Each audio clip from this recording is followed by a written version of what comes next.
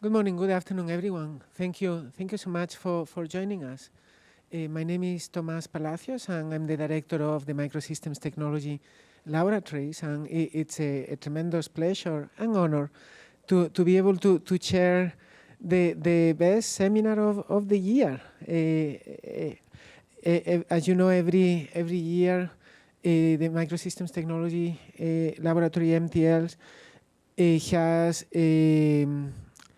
a seminar series where we bring experts from industry and academia to tell us about the future of microelectronics. But at the very end, we always have the best seminar, the one coming from our own community, the one that represents all the amazing work happening at MTL every day on topics related to semiconductors, circuits, systems, and everything related to microelectronics. And that's what this seminar that we have today is about. And it's a tremendous pleasure to introduce you to the doctoral dissertation seminar speaker for the fall 2024, Dr. Kyungmi Lee, who received her PhD a few months ago in the group of Professor Anantha Chandrakasan, while working on finding ways to make machine learning chips more secure and safe. Kyungmi joined MIT from Seoul National University, and she has received her master's and PhD degree from MIT, the most recent one, the PhD in earlier this year. And she has been awarded many different fellowships and awards, both from MIT as well as domestic and international awards. So please join me in welcoming Kyungmi Lee and congratulating her for the doctoral dissertation seminar this year. Thank you.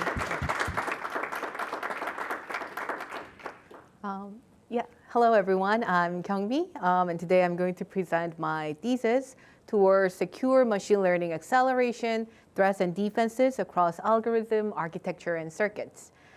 So we know AI achieved a remarkable success across many fields.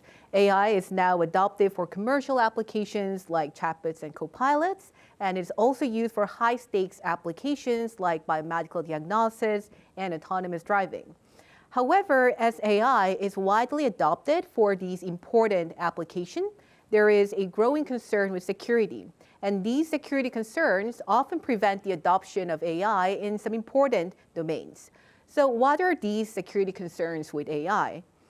This is a very simplified view of an AI inference application. An input data is processed by a deep neural network, which makes the predictions or generates the requested outputs. The first security concern here is the confidentiality and privacy of user data. For example, in healthcare applications, this input data can be personal health information like medical imaging data or patient records. This data has to be kept secret from any unauthorized access, and it can be protected under government regulations on personal health data. The next security concern is the confidentiality of the neural net models. Training modern neural nets costs significant resources, and DNN models can be a key asset to AI service providers. If an adversary can steal these proprietary DNN models, it can be a significant intellectual property breach to the service providers. Furthermore, the integrity of both user data and a DNN model is essential for trustworthy AI application. So for a user to trust the output of a DNN, there has to be a guarantee that DNN has indeed processed the input I requested, and a DNN model is the authentic version.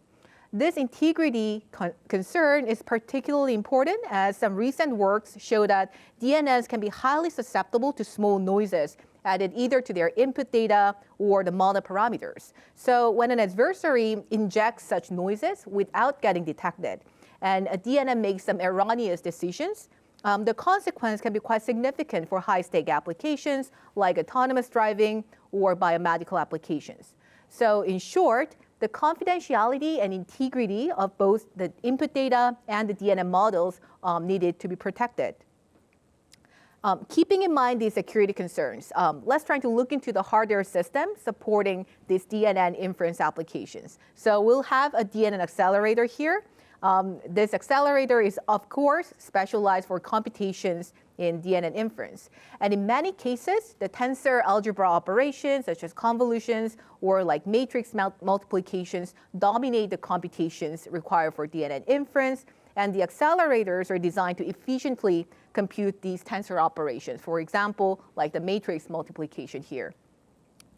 But DNNs have large memory footprint, implying that not all their model parameters and the tensors can be stored on the scarce on-chip memory of the accelerator. So as a result, we need the off-chip DRAM that will act as the main memory, holding all the data required for the DNN inference. Then, for the actual computation, the tensor data will be divided into the smaller tiles. And then accelerator will only fetch these tiles of data that can fit on their on-chip memory. And they're going to compute the partial sums, the result corresponding to these tiles, and then write the result back to the DRAM.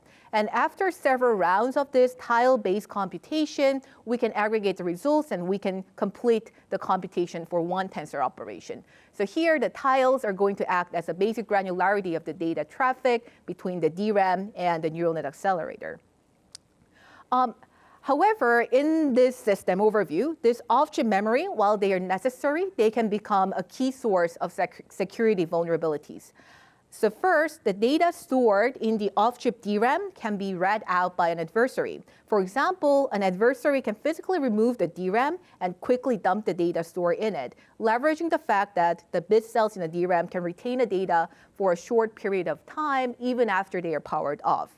So in this scenario, the input data and the model parameters that are stored in the DRAM can be vulnerable to the adversary. They can read the data out. Second, DRAMs can be also susceptible to fault injection attacks, meaning that the adversary can flip the values stored in the bit cells.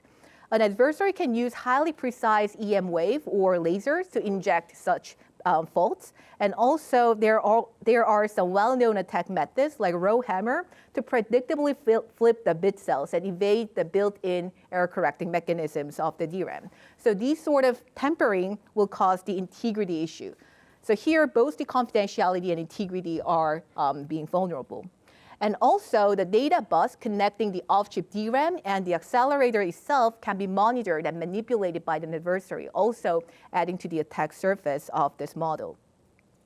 So while we know that DRAMs are necessary in order to compute the large memory footprint for the accelerator, they are quite vulnerable to many hardware vulnerabilities. So the goal of my thesis is to provide a secure neural net accelerator that supports both confidentiality and integrity protection, even when the off-chip memory is vulnerable to these attacks. Specifically, we want the solution to not rely on DRAMs to be modified. So DRAMs typically are like designed by the third-party vendors. It's hard to modify the internals of the DRAM. So we don't want to rely on DRAMs to provide the security. Also, we don't want the software or algorithm to be modified. So for example, we know that training or fine-tuning a DNN can be very costly process, and we don't want the algorithm developers to sacrifice the model accuracy or retrain the model to provide the security. So we want the accelerator itself to support the security with minimal changes required to either the DRAM or the algorithm providers. So towards this goal, in today's talk, I'm going to cover 3 steps toward this objective. The first is to understand how serious hardware attacks are to DNN. So for example, we just talked about integrity attacks, but if integrity attacks flip some bits in a DNN, how will a DNN's accuracy affected? Is it going to be significant at all, right? So specifically, I will illustrate how a very few bit flips in the model parameters of a sparse DNN can cause a complete degradation of performance. So this step will illustrate the importance of integrity protection of DNNs. And knowing these security vulnerabilities, we want some defense solution. So in the second step, I examine what would be the cost of supporting security in DNN accelerators in terms of performance, energy, and area overhead. And as we know, that DNN accelerators are custom designed and they're very diverse. I propose a systematic approach for estimating the cost of supporting security with architectural level simulation. And I'll further show how we can amortize the cost of security by optimizing the data movement in secure accelerators. Finally, I will demonstrate the actual implementation of our secure DNN accelerator, providing memory confidentiality and integrity. And our test chip achieves a very low hardware overhead, even for a DNN accelerator that has small area and small resource to begin with. So let's start from the first step. We just discussed that there are well-known fault injection attacks that can induce bit flips in DRAM. However, we also know that DNNs have millions of bits in their parameters. And also, DNNs are quite robust to small changes in their parameter, right? And that is exactly the property that people use to do energy-efficient analog computing or approximate computing for DNN inferences. So therefore, when we want to understand what would be the worst-case scenario for DNNs under the integrity attacks, we cannot simply flip some random bits and trying to observe their accuracy. So instead, we have to identify what are the most critical bits among those millions of bits to guide the integrity attacks, and then observe how a DNN's accuracy changes under this worst-case bit flips. So here, a research question is, how do we identify such critical bits? So we need to look into how the model parameters are stored in the memory, such as their numerical representations and storage formats to identify what are the most critical bits here. In this specific work, we focused on the sparse neural nets and examined if there is any unique property we can exploit in sparse neural nets. The sparse neural net have only a few non-zero weights. So as you can see in this toy example, there are only few connections between two layers of neurons. And if we represent the weight matrix in the ordinary way for this sparse neural net, there will be many zeros in the matrix, right? So all the empty ones are the zeros in this matrix. And only the highlighted ones correspond to non-zero weights, the actual connection that will be effective, right? So if we just store it in the ordinary format, we're going to waste a lot of storage space. So when we store the sparse matrices, we compress them, right? We only want to store the non-zero values in this matrix. And in order to know which is this location, we also have a metadata field that corresponds to the row and column index of where these non-zero elements are. So in this example, it is showing the non-zero values and their metadata in a binary format of their row and column index of their location here. Now, suppose we flip one bit in this metadata field. And what it will lead to is it will going to cause the location of this original yellow non-zero value to change, right? It will going to effectively rewire the connection between the neurons. So here, the bit flip in the metadata field of a sparse matrix will cause the rewiring of the neurons, meaning their location will change. So using this property that bit flips in the metadata cause rewiring, we propose sparse BFA, an algorithm that efficiently and effectively identifies the most critical bits in this metadata field. And this graph is illustrating how the accuracy of a DNN can be degraded as the number of bit flip increases. So the x-axis here is the number of bit flips, and the y-axis here is the accuracy of the model. The model is ResNet 50 that was originally trained to do 200-way classification. And when we look at the random bit flip as the baseline, so this is just randomly choosing some bit in the metadata field and trying to evaluate the performance, even after 50 bit flip, their accuracy is not really significantly changed. So random bit flip doesn't really affect the accuracy of neural net. However, our algorithm can identify the critical bits very effectively. So the accuracy of the victim DNN falls rapidly as we flip more and more bits, right? And these four lines showed some different approximation techniques we tried for developing our algorithm because we want to enable efficient search even for very large DNN models. And in particular, we found that the approximation technique using this Taylor expansion gave us the strongest attack. On average, it only required 11.8 bit flips to completely degrade the performance of this model. So the accuracy of the model falls below the 1%. So considering that this was 200-way classification, where the random guess accuracy is 0.5%, like just you randomly choose things, this 1% accuracy is almost meaning that it is an unusable model. So just within 10 to 12 bit flips, our algorithm can make a well-functioning model into a completely unusable model. We also evaluate our algorithm for like several different DNN trained on different data sets, different level of sparsity and model architecture. The objective of this attack algorithm is to find the fewest possible bit flips to reach the target accuracy. So the target accuracy here is that if you're doing a 10-way classification, you want your victim model to be unusable, so you want their model accuracy to fall below, say, 10%, right? Similarly, for the object detection, this is the mean average precision of your prediction. So you want it to be below 0.1 mean average precision, which means that it's almost going to be unusable.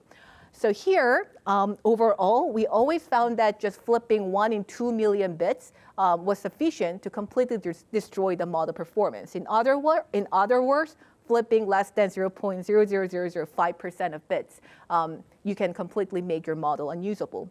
In one extreme case, just single bit flip was required to destroy the model, showing that how vulnerable the models can be to the integrity attacks. This is also a visual example to illustrate the impact in a more intuitive manner. So this is for the object detection task. So a DNN is trained to identify objects in a given image. And originally, the model correctly predicted that there is a horse and a person in this picture. However, just after 30 bit flips, now it is saying that somewhere in the picture, there is a chair. So this is only a toy data set and a toy example. But when you imagine like this object detection algorithm is deployed for critical applications like autonomous driving, the consequence can be quite serious. So to recap, the integrity attacks can be severe threats to DNNs, and it is feasible to identify a handful of critical bits, say like 10 bits, among the millions of bits in a neural net. And knowing this threat, we want to have some defense solution. And for our defense solution, since our concern is with the off-chip memory being susceptible to confidentiality and integrity attacks, an appealing defense solution is to have memory encryption and authentication for all off-chip data traffic, right? And with this approach, when the data will be first encrypted using a secret key that is securely stored on chip. And only this encrypted data, the ciphertext, will be stored in the DRAM.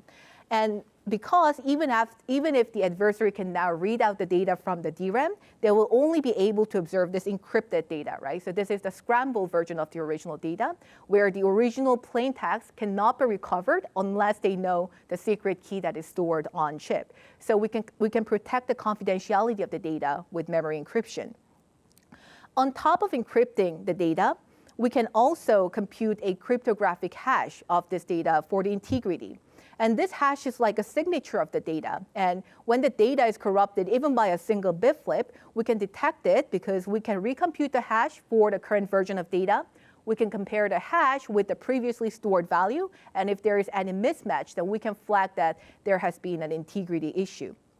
We can also add some timestamp information when generating this hash so that we can check whether the data is actually up to date. So we can also prevent some attacks that will record the old data and trying to replay that old data.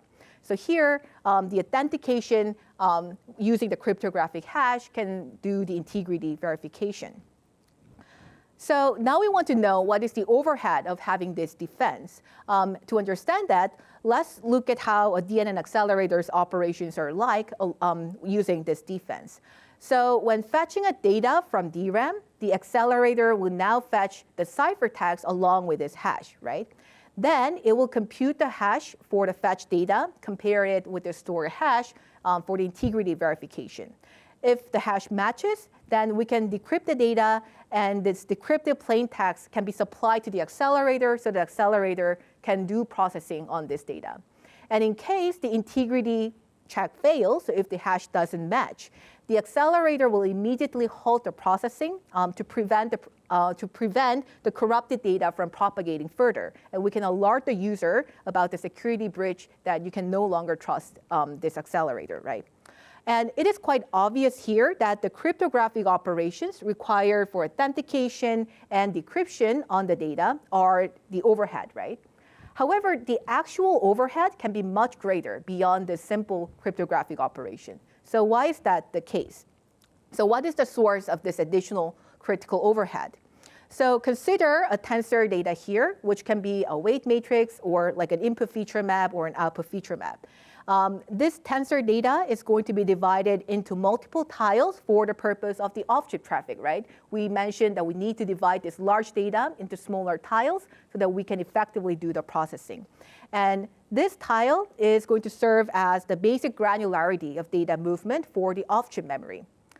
Now, the authentication block is another unit of data, which a hash is computed. So to compute a hashtag to verify the integrity, the entire block should be fetched. So we cannot really compute the hash only with the partial data in this block, right? We need every element in the block to be fetched in order to compute the hash. And it is important to note that this authentication block, which is the granularity of data for the cryptographic authentication, and a tile, which was the granularity of data for the basic off-chip traffic, are actually two different concepts. So in this example, the authentication block is quite larger than a tile, right? Then although the accelerator only needs a tile to be fetched, in order to do the cryptographic authentication, it cannot really compute the hash only using the tile data. So in order to compute the hash, it needs to read this additional data only for the purpose of authentication. So here, we need to read the extra data from another tile just for the purpose of cryptographic authentication, because authentication block does not match with the tile. And we call these extra reads as redundant reads for the cryptographic operations. So in addition to reading the tiles, which we anyway have to do for the computation, right? We have additional off-chip data traffic due to the cryptographic operation, which are the sum of the hash reads and redundant reads. And now we are going to see how, now we are going to question, like, why can we simply equate tile and authentication block, right? So if the tile and authentication blocks are equal, then we have no redundant reads, and aren't we going to be happy? Now I'm going to explain what complicates this matter. So in a neural net, there exists a cross-layer dependency. So output of one layer is going to serve as the input to the next layer, right? This the tiling strategy for each layer is determined independently to maximize the performance for each layer. And this means that the tiling strategy, when the data is used as the output of one layer, can be different from the tiling strategy when the same piece of data is used as the input of the next layer. So in this example, the tensor is divided into 1/3 tiles when the tile is used as an output of layer 1. However, the same data can be tiled into 2x2 tiles when it's used as the input of layer 2. So in this scenario, what happens if you just simply set one output tile as one authentication block and compute the cryptographic hash, when we are generating the output data?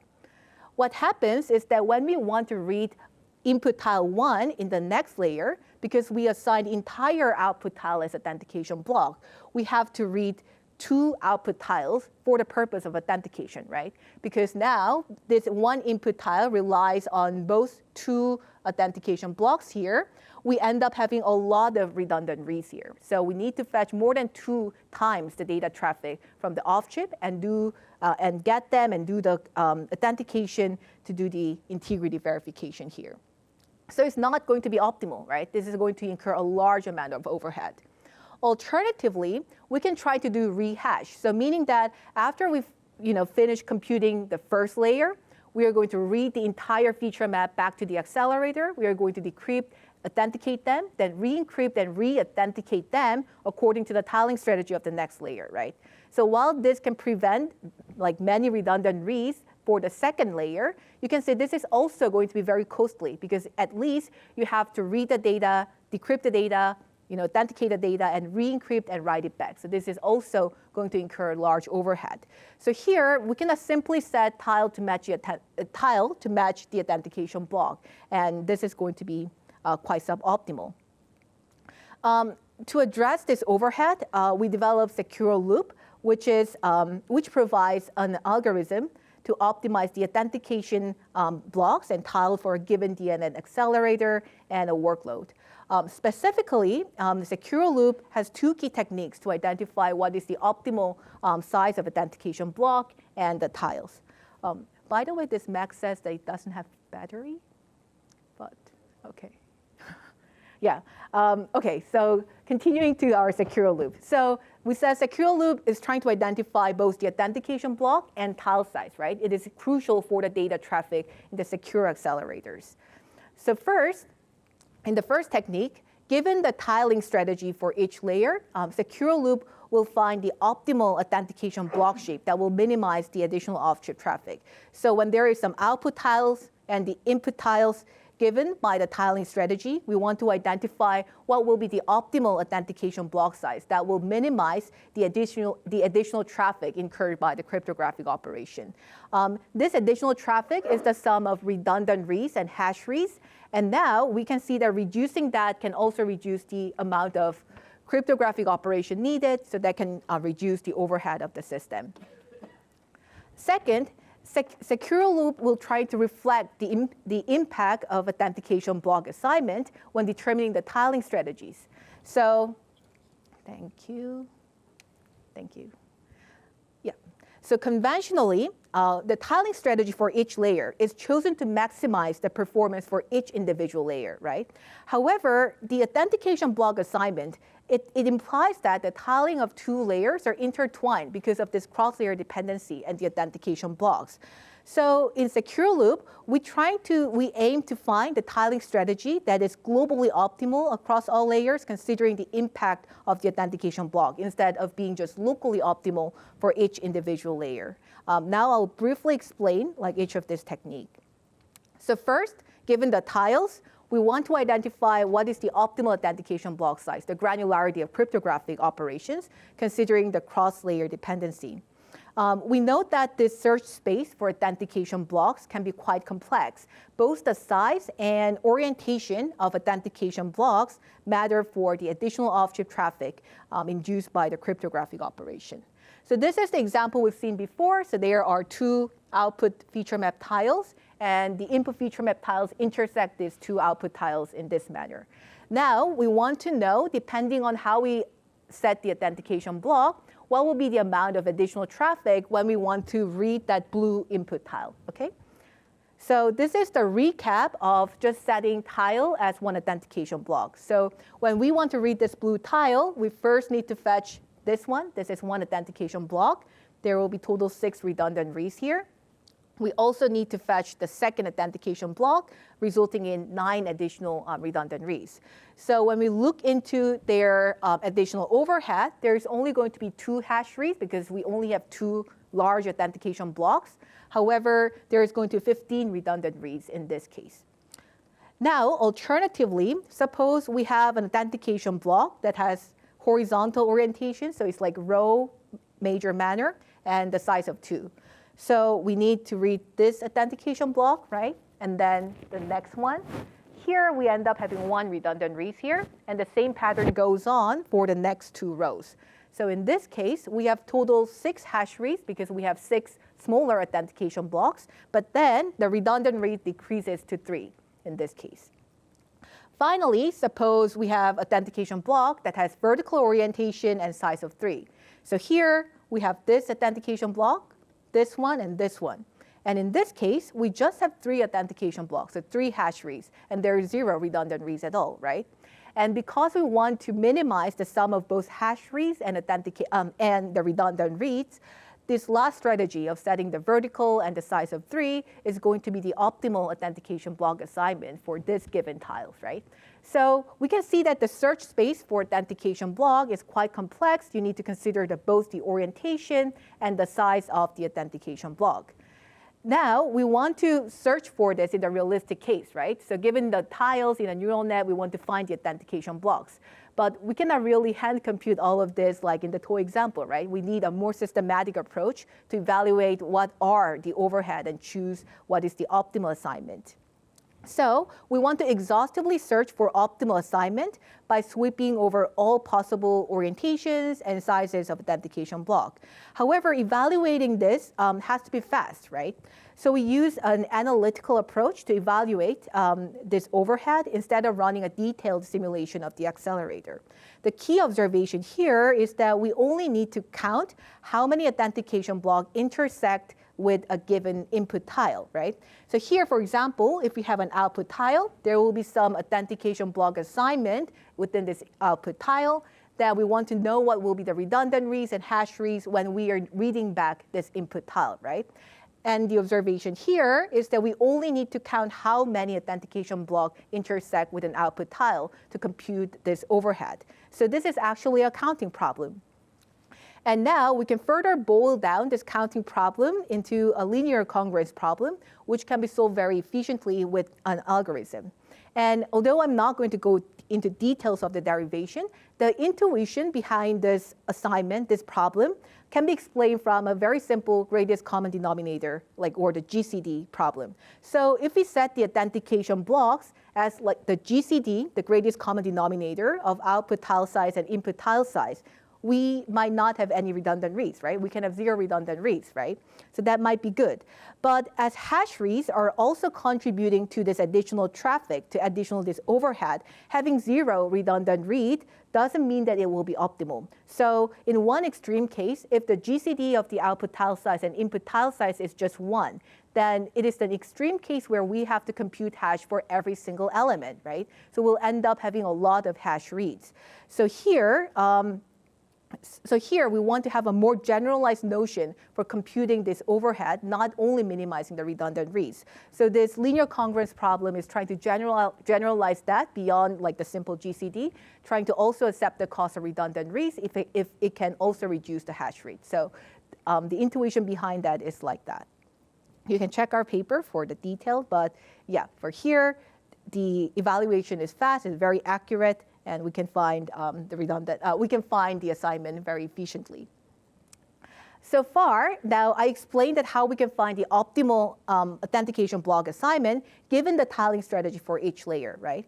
However, conventionally, these tiles are chosen to maximize the performance of each layer individually. So they are not considering the cross-layer dependency.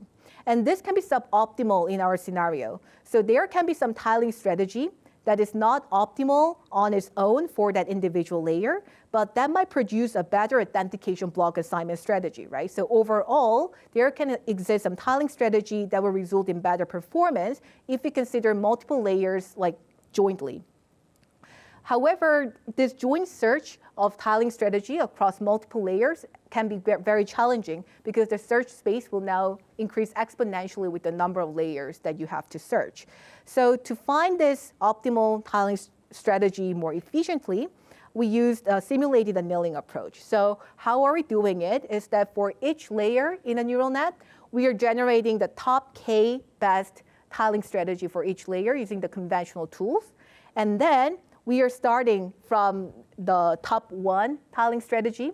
We evaluate the overall performance considering the cross-layer dependency and authentication blocks. Then at each iteration of simulated annealing, we randomly choose a neighbor, that we randomly choose another candidate for some layer that we are going to reevaluate the cost and determine whether to accept the solution or not. And as we iterate through this simulated annealing process, we can more converge to what can be the globally optimal tiling strategy considering the authentication block assignment. So overall, now we can also reflect the impact of the authentication blocks to the tiling strategy as well. Yes, and these 2 techniques can improve the performance of a secure accelerator significantly. So in this experiment, we fixed the hardware architecture of a DNN accelerator and a cryptographic engine. So it's the same hardware system. Then we evaluate the performance slowdown of the secure mode with memory encryption and authentication over the normal and secure mode. So we are measuring the latency of the secure mode operation divided by the unsecure mode operation to understand the latency increase, the performance degradation. We are evaluating 3 different strategies for assigning the tiles and authentication block. So here, the crypt tile single, this means that we are simply going to set one tile as one authentication block and use the rehashing between the 2 layers. The second one, this crypt op single, this is using the optimal authentication block assignment strategy, the first technique that we described. The last one, this is going to enable both the optimal assignment and the cross-layer search using simulated annealing, so enabling both techniques proposed in our work. We are evaluating for 3 different workloads, AlexNet, ResNet, and MobileNet in this case. And here, we can see that our techniques can give you better performance for the secure accelerator, but with varying degree, right? So for AlexNet, the improvement can be quite small. However, for MobileNet, the improvement is more significant. The reason here is that our techniques, they aim to reduce the overhead from the cross-layer dependency in the model, right? So for a shallow model like AlexNet, which only has 5 convolution layers, there is not much opportunity to reduce such an overhead because there was just a small number of layers to begin with. However, for more deeper workloads like MobileNet, there are more than 50 layers in the MobileNet. There are a lot of opportunity we can reduce this overhead. So our techniques can give you a better improvement for the deeper workloads like MobileNet. So here, using our first technique will give you up to 30% improvement in the performance, and also combining with the second technique, we can give you up to the 33% of performance improvements. So in summary, our secure loop, it can give you up to 33% better performance, and also up to 50% better in their energy delay product for the secure accelerator. And this is for the fixed hardware design. So even for the same hardware, you can get up to 33% faster and 50% better in EDP for the secure accelerator by only modifying how their memory access patterns are actually like. Yes, and we can also use secure loop to fairly compare the performance of different designs. So we can also do the design sweeps using our tool.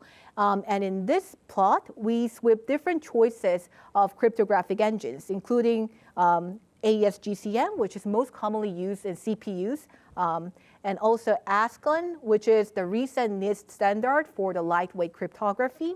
And there are several other cryptographic candidates we also consider here. And these different cryptographic engines have different area and throughput profile. So we want to see what is the performance overhead when each cryptographic engine is combined for the neural net accelerator. The x-axis here is the area overhead of the cryptographic engine, and the y-axis here is again the normalized latency, the cycle of secure mode divided by the insecure mode.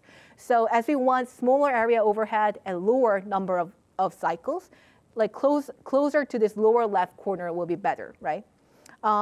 Here, we can observe that compared to the AES-GCM, the most common one for CPU, a lot of different recent lightweight ciphers can give you better area versus performance trade-off here.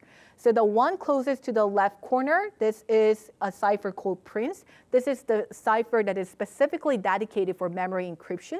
However, it doesn't support the authentication, so we just include it here as a reference. So among the ciphers that support both encryption and authentication, because we need both of them, ASCON, which is the recent NIST standard, gives you really good area versus performance trade-off for the secure accelerator designs.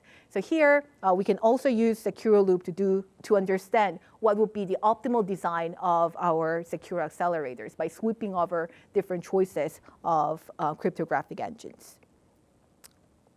So far, we discussed about this overhead of security and overhead of defense with a high-level architectural simulation. And while this simulation can be accurate and guide the design process, we want to have an actual hardware implementation in silicon, right, that can demonstrate the defense solution in real world. So beyond our theoretical, conceptual talk of architecture, we want to actually have a demonstration with silicon. So from our previous discussion, we have seen that a secure accelerator requires much more complex off-chip memory control. So when the accelerator core requests a tile to be fetched from the DRAM, the actual memory control now has to fetch the requested tile along with any necessary redundant reads here and their hashes, right? So they should fetch all this data together. And then it should check the integrity, then decrypt the tile data and return the data to the accelerator. And here, the two key functionalities is to find the authentication block from the requested tile information, because we want accelerator to still be able to request using their normal tile-based access pattern.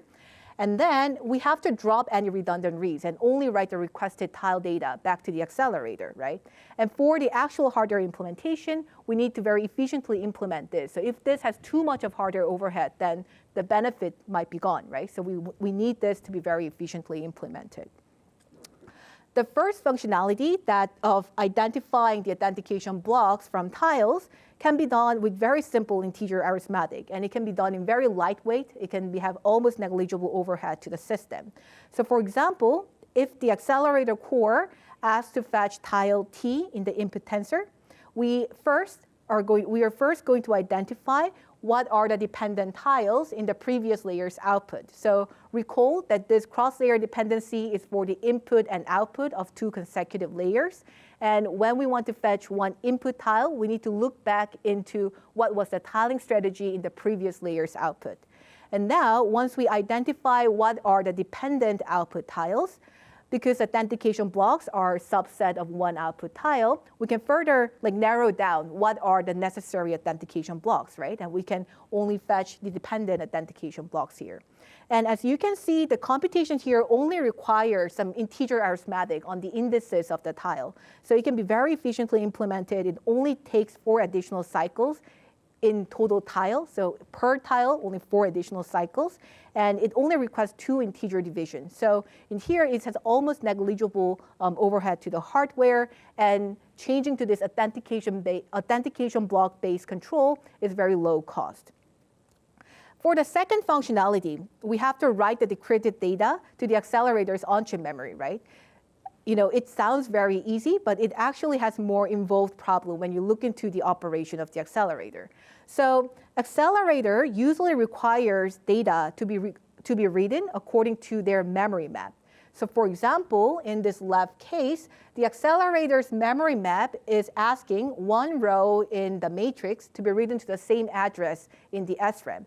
And this memory map is determined according to the architectural constraint of the accelerator, because we know that the data written in the same address can be fetched parallel in a single cycle. It can determine how the data can be accessed by the computation part of the accelerator, right? Because we need to supply the sufficient data without making the processing elements to be stalled. So this memory map is optimized for the performance of the accelerator so that the processing elements will not going to stall. So in this case, in this left case, if we are fetching this matrix in a row major manner from the DRAM, right? If we are fetching the data in a row major manner from the DRAM, then we can very efficiently write to SRAM. Because we can write one row in a single cycle to the SRAM, right? So the SRAM write will not be a problem in this case. However, when the authentication block comes in, things get a little bit more complicated. So suppose the authentication block was in the column major manner. So it was one column of this matrix is assigned as one authentication block. Then after we decrypt the data, we want to write it to the SRAM. But looking at the memory map requirement, we can only write one element in each cycle, right? Different element, this authentication block, has to be written to the different rows in the DRAM. So we need total 4 cycles to write just a single authentication block. So in this case, this is the worst case scenario where the effective SRAM write bandwidth will be just limited to a single element per cycle. And this SRAM write can actually slow down the entire system, because this can be the performance bottleneck of the accelerator. So we need a way to efficiently address this issue. And to handle the slow SRAM writes, we introduce a small buffer before initiating write to the SRAM. So this is a transpose buffer. It's just a register file that has a control that allows transpose reads and writes in a single cycle. So it allows read and write in a single cycle in a transpose manner. So here, continuing our previous example, when the cryptographic engine decrypts the data, one column of data, we can write this data to the transpose buffer in a single cycle. So instead of directly writing to the SRAM, we put it in a buffer, right? And now the cryptographic engine can just move on to the next authentication block without having to wait for the SRAM. And then only when this transpose buffer is full, we are going to initiate the SRAM write. And when we are initiating the write, because multiple columns can be aggregated together within the buffer, we can now write to the SRAM in a much more efficient manner, right? And although the cryptographic engine will need to be stalled while this transpose buffer is getting emptied, now it has to be stalled much less frequently than before, right? So although there will be some latency, some slowdown, it will be much less compared to the before. So here we can actually amortize the cost of this transpose issue even with the authentication blocks. So again here, with a relatively cheap solution of just adding a small buffer, we can also address this issue of SRAM write as well. And in this overall system, we can also see that the performance is limited by the three factors. So first, how fast the data is transferred from the DRAM to the chip, right? How fast this encrypted data is coming in will be determined by the DRAM bandwidth. And then how fast this data can be decrypted will be determined by the cryptographic engine's throughput. And then how fast the decrypted data can be read into the SRAM of the on-chip buffer so that accelerator can start processing will be determined by this effective SRAM bandwidth, by both the size of transpose buffer and the workload characteristic. So the slowest of the three factors will limit the performance, so we need to balance the design, and also over-provisioning one thing will not really give you the performance benefit, right? So we need to consider the balance in the system design.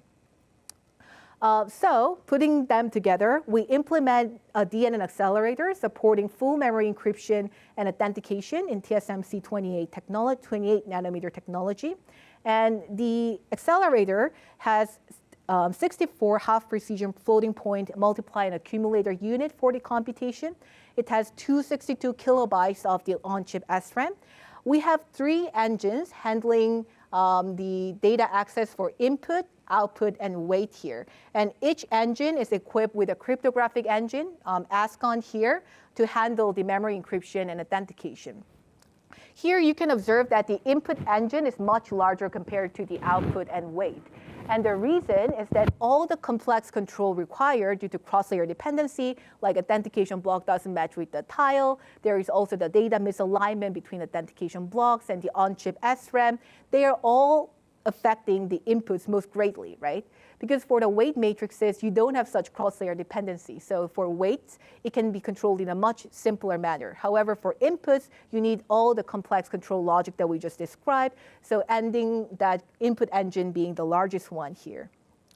We measure our chip in the actual physical testing setup and measure its frequency. It operates all the way from 10 megahertz to 75 megahertz, and it was functioning well.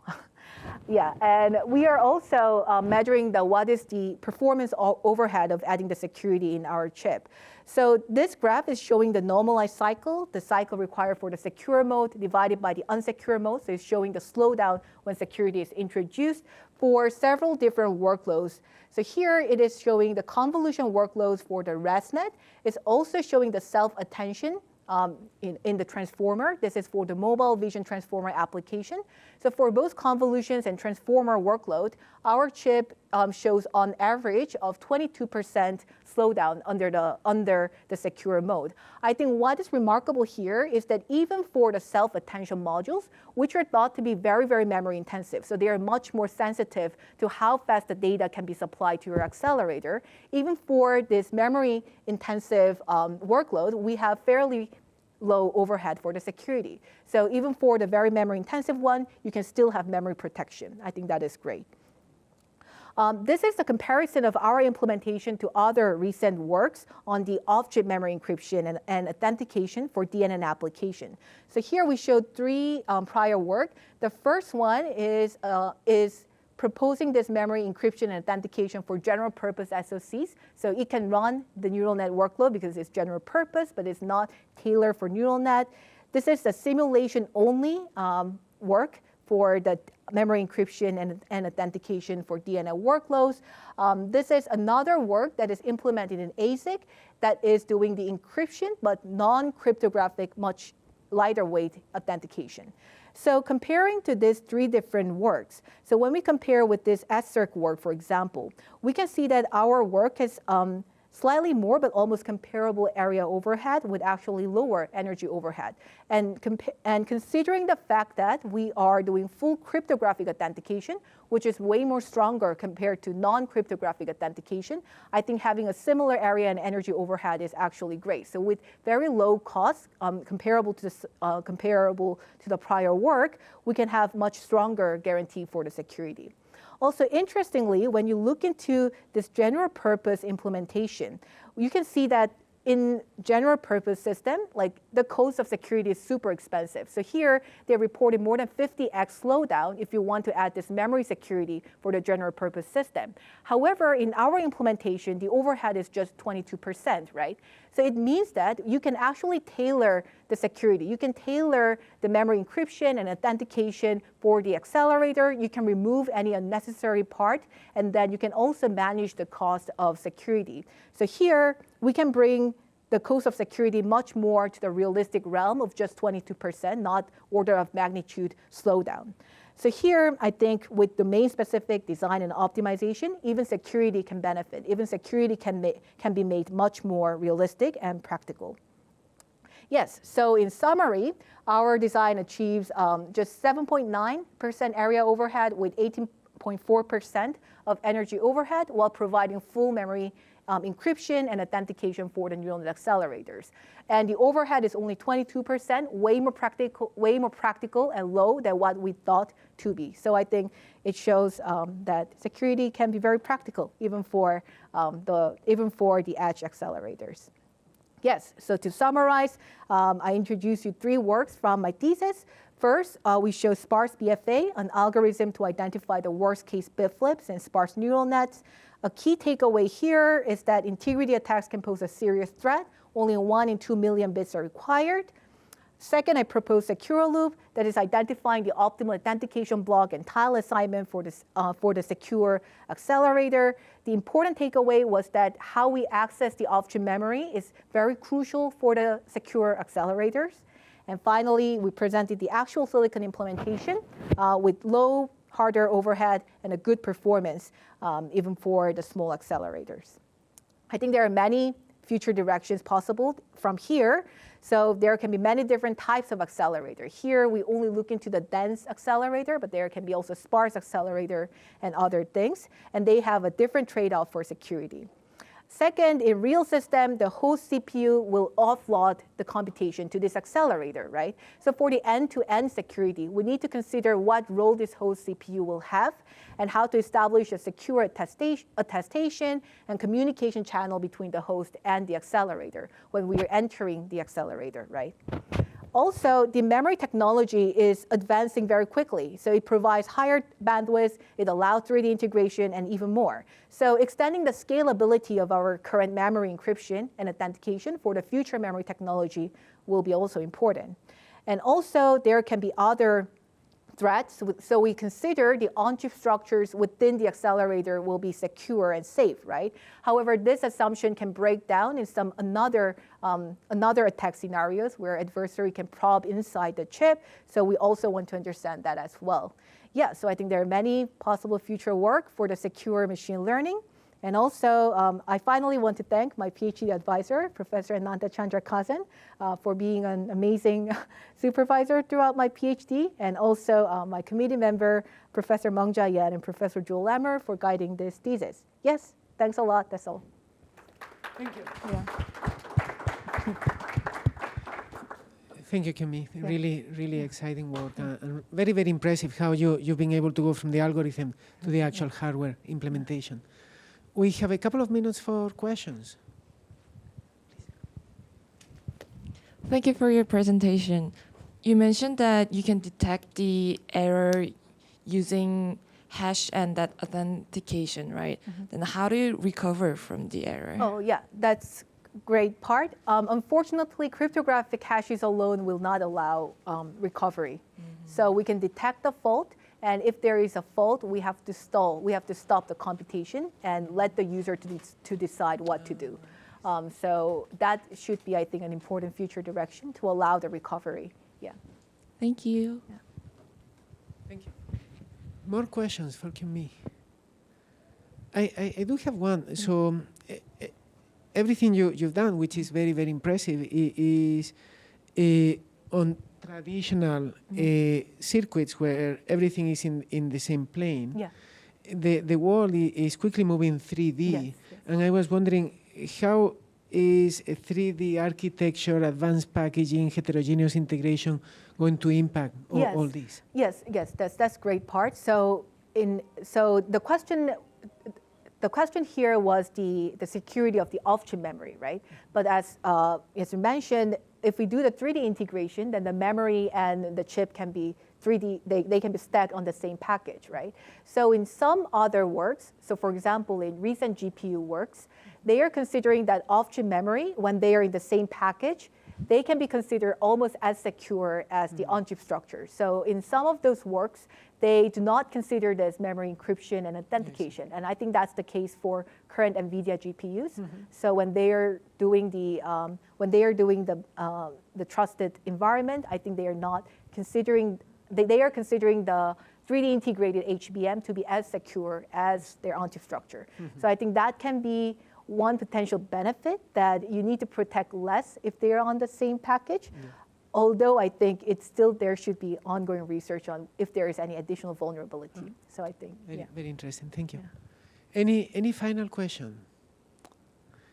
If not, let's please thank Kyungmi again for a great talk. Thank you. And amazing PhD. And on behalf of the entire MTL community, we do have an award for you.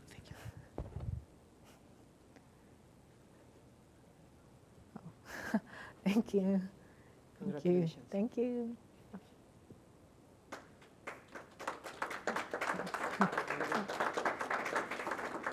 Thank you. Oh, thank you. Thank you. Yeah, thank you. Oh. Yeah, thank you.